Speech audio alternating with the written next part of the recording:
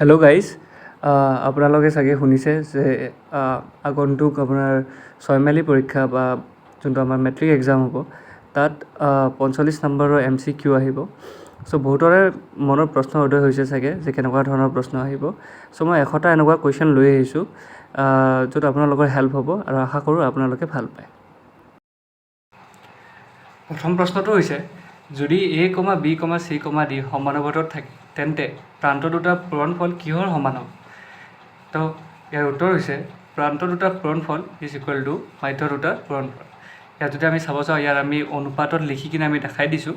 ইয়াত এইটো প্ৰান্ত দুটাৰ পূৰণফল হয় আৰু এইটো মাধ্য দুটাৰ পূৰণফল। নেক্সট কুৱেশ্যনটো কৈছে, সকলো বৰ্গ সংখ্যাৰ একক স্থানত কি কি সংখ্যা থাকে? তো উত্তৰটো হৈছে 0, 1, 4, 5, 6 আৰু 9।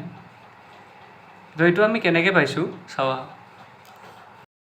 যদি আপোনালোকে ভালদৰে দেখিছে, ইয়াত আমি 1ৰ পৰা 20লৈকে বৰ্গ কৰিছোঁ। চ' যেতিয়া আমি বৰ্গ কৰোঁ, 1 স্কুৱেৰ কৰিলে 1, 11 স্কুৱেৰ কৰিলে 121, সেনেকৈ 2 স্কুৱেৰ কৰিলে 4, 12 স্কুৱেৰ কৰিলে 144, সেনেকৈ যদি আমি চাওঁ তেতিয়াহ'লে প্ৰত্যেকটা একক স্থানত, ইয়াত চাওক একক স্থানত 1 আছে, ইয়াত 4 আছে, ইয়াত 9 আছে, ইয়াত 6 আছে, ইয়াত 5 আছে, সেনেকৈ ইয়াতো একে আছে। গতিকে সকলো বৰ্গ সংখ্যাৰ একক স্থানত 0, 1, 4, 5, 6 আৰু 9হে থাকিব। তাৰপিছত হৈছে ইয়াত এইটো বহুত ইম্পৰ্টেণ্ট হয়, প্ৰতিটো পূৰ্ণবৰ্গ সংখ্যাৰ কেইটা বৰ্গমূল থাকে আৰু কি কি?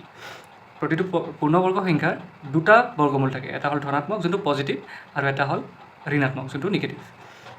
এতিয়া নেক্সট কুৱেশ্যনটো হৈছে, nৰ বৰ্গ আৰু n+1ৰ বৰ্গৰ মাজত কেইটা স্বাভাৱিক সংখ্যা থাকে? 2nটা স্বাভাৱিক সংখ্যা থাকে।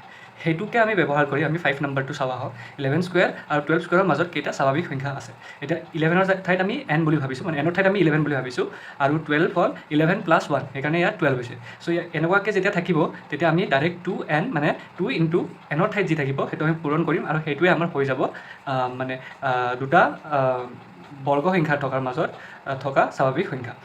তাৰপিছত আছে, যদি b³ = a হয় তেন্তে bৰ মান কিমান হ'ব? bৰ মান যদি কিউবটো ইফালে গুচি যায় তেতিয়াহ'লে √a হৈ যাব, b = √a। যদি m, nৰ ঘনমূল হয় তেন্তে nৰ মান কিমান হ'ব? nৰ মান হ'ব n³। ঠিক আছে। -1 সূচক আছে n = 1 কেতিয়া হয়? যেতিয়া n যুগ্ম হয়। যেতিয়া nৰ ঠাইত যিকোনো যুগ্ম সংখ্যা থাকিব তেতিয়া আমাৰ সদায় কি হ'ব? ইয়াত 1 হ'ব। সেনেকৈ -1 সূচক আছে n = -1 কেতিয়া হয়? যেতিয়া n অযুগ্ম হয়। যেতিয়া nৰ ঠাইত যিকোনো অযুগ্ম সংখ্যা থাকিব তেতিয়াহ'লে ইয়াত -1 হ'ব। প্ৰামাণিক ৰূপ বা মান্য ৰূপৰ আৰ্হিটো লিখা। আমি প্ৰামাণিক ৰূপ আৰু মান্য ৰূপ পঢ়িছোঁ, তাৰে আৰ্হিটো কি হয়? k × 10⁻m, য'ত k ৰ মানটো 1 আৰু 10ৰ মাজত আছে। কিন্তু kটো 1 হ'ব পাৰে কিন্তু 10 হ'ব নোৱাৰে, কাৰণ ইয়াত <= আছে, ইয়াত কিন্তু ইকুৱেল নাই, আৰু m এটা অখণ্ড সংখ্যা। আশা কৰোঁ তোমালোকৰ এই ভিডিঅ'টো চাই ভাল লাগিছে, আৰু আগৰ ভিডিঅ'ত মই আৰু 10টা কুৱেশ্যন দিম আৰু এনেকৈ আমি ভিডিঅ'ছবোৰ দি থাকিম। যদি তোমালোকৰ সঁচাকৈ ভাল লাগিছে ডেফিনেটলি লাইক, শ্বেয়াৰ আৰু ছাবস্ক্ৰাইব কৰিবা।